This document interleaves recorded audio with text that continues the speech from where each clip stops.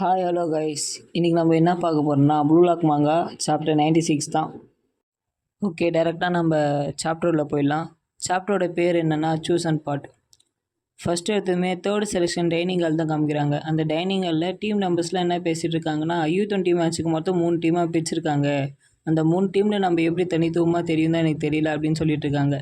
Next நம்ம ககாமாருவை காமிக்கிறாங்க. ககாமாரு வந்து இதுலேருந்து நான் ஒன்று எடுத்துக்கிட்டா அப்படின்னு நம்ம கிமுச்சிக்கி கிட்ட கேட்குறாங்க. இவர் பேர் எனக்கு வாயில் நுழையாதனால இவரை புல்தடிக்கு பயல்வனே நான் சொல்லிக்கிறேன்.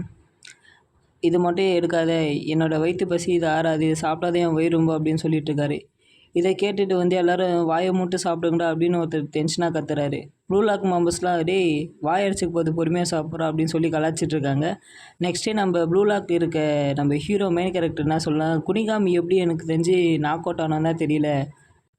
இதை கேட்ட பச்சிராவும் ஆமாப்பா, குனிகாமி வந்து நான் நினச்ச அளவுக்கு ரொம்ப ஸ்ட்ராங்கானாலும் அவன் எப்படி தான் தோத்தானே எனக்கு தெரியல. இதெல்லாம் கேட்டு இருக்கும்போது ப்ளூ லாக் டீம் ஜி மறுபடியும் ரீயூனியன் ஆன மாதிரி இருக்குது அப்படின்னு சொல்லிட்டு இருக்காரு. ஆமாப்பா, ரொம்ப நாள் ஆச்சு இந்த மாதிரி ஒன்றா உட்காந்து சாப்பிட்டுன்னு சொல்லிட்டு இருக்கீங்க.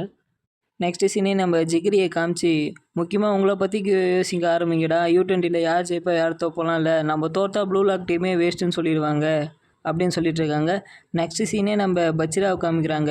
நான் வந்து கண்டிப்பாக நான் வந்து நம்பர் 7ல் இருக்கிறதுனால எனக்கு வந்து ஸ்பெஷல் கேண்டிடேட்டு, நான் ஏபிசி 2 டைம் சூஸ் பண்ணலான்ற மாதிரி சொல்லியிருக்காங்க. மெயினாக எல்லோரும் டீம் ஏல தான் நம்ம ஜாயின் பண்ணணும்னு நினைப்பாங்க அப்படின்னு ஒருத்தர் சொல்கிறாங்க. நெக்ஸ்ட் சீன் நம்ம ஹீரோ வந்து யோசிச்சுட்ருக்கான்.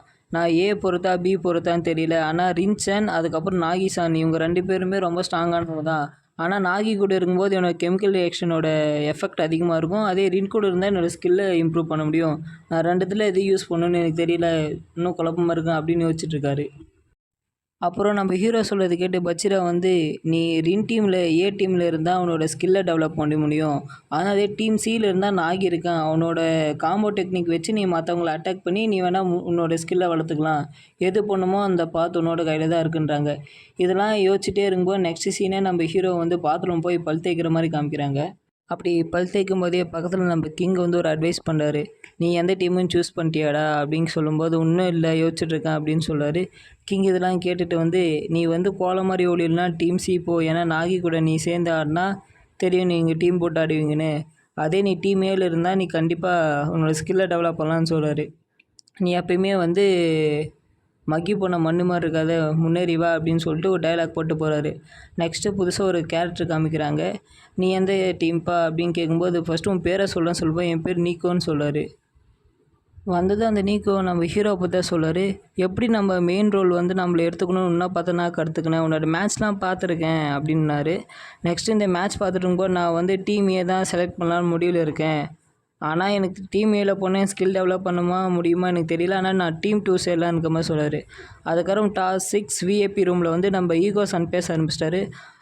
நம்ம ஈகோசான் என்ன சொல்கிறாருன்னா, எல்லோரும் உங்களோட இடத்த நீங்கள் முடிவு பண்ணிட்டீங்களா அப்படின்னு சொல்லிட்டு இருக்கும்போது இந்த டீமை 3ஆக பிரித்ததுக்கு காரணம் என்னென்னா இந்த தியரிட்டிக்கல் அட்டாக் பவர் தான். நான் தியரிட்டிக்கலாக எப்படி நம்மளோட டீமோட பவரை இன்க்ரீஸ் பண்ணுறது, ஸ்ட்ரைக் பண்ணுறது அப்படின்னு சொல்லித்தரேன். இதை வந்து நான் எங்கேருந்து கற்றுக்குனா என்னோடய டாக்டிக்ஸ் மூலியமாக தான். பல வேர்ல்ட் ஸ்ட்ரைக்கர்ஸோட பெஸ்ட்டு எப்படி பண்ணியிருக்காங்க நான் பார்த்து நானே அனலைஸ் பண்ணது அப்படின்னு சொல்லியிருக்காங்க.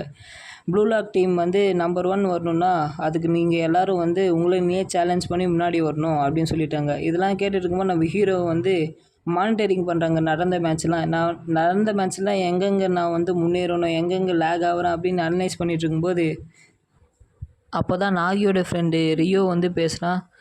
இந்த விஷயம் இந்த டீமை பிரித்தது எனக்கு சுத்தமாக பிடிக்கலப்பா, நான் நாகி கூட சேருத்தா இல்லையான்னு எனக்கே தெரியல அப்படின்னு சொல்லிட்டு இருக்கும்போது எனக்கு இன்னொரு எண்ணமும் இருக்குது. நாகி என்னால் தொட முடியாத தூரத்துக்கு போயிடுவானோ, அவன் டாப் 6 உள்ள வந்துட்டான்ப்பா.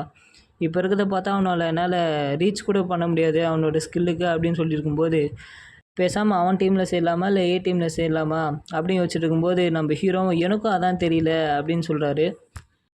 இப்போ நாகியும் தாண்டி ரின்னுன்னு ஒருத்தர் இருக்கான். அவனை எப்படி அவன் கூட எப்படி நான் கெமிக்கல் லிங்க் பண்ணி என்னோடய ஸ்கில்லை டெவலப் பண்ணுறதுன்னு தெரில. ரின் உன்னை எப்படியா நான் தோக்கடிச்சு அந்த ஸ்பாட் லைட்டை நான் நம்பர் 1 வரணும் அப்படின்னு சொல்லிட்டு இருக்கும்போது நான் என்ன பாட்டுன்னு முடிவு பண்ணிட்டேன். நான் டீம் ஏவா டீம் பியா நான் முடிவு பண்ணணும். என்னோடய எவல்யூஷனுக்கு யார் எந்த டீம் செட் ஆகும் நான் முடிவு பண்ணிட்டேன். தேங்க்யூ ஃபார் யூ அப்படின்னு சொல்லிட்டு இந்த முடிவுக்கு நீ தான் காரணம்னு சொல்லிட்டு இந்த சாப்டர் முடிக்கிறாங்க. ஓகே பாய்ஸ் கைஸ், நம்ம நெக்ஸ்ட் சாப்டரில் கண்டிப்பாக பார்க்கலாம். see you later.